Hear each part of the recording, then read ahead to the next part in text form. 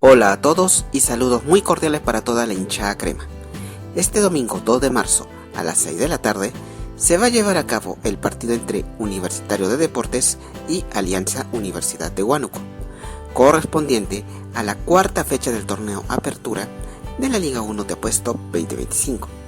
El escenario será en el Estadio Monumental U Maratón, ubicado en el distrito limeño de Ate. Esperemos de que haga un excelente partido jugando en calidad de locales. Así que mucha suerte y éxitos para todo el equipo crema y juntos podemos decir y dale U.